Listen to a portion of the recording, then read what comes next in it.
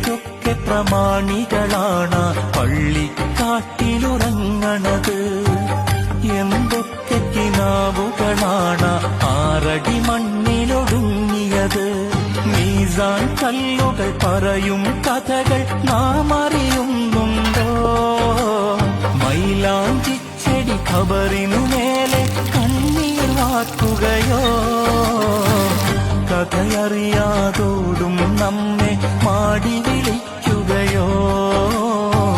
കളിമതിയായി കാര്യം ചെയ്യാൻ നമ്മെ ഉണർത്തുകയോ?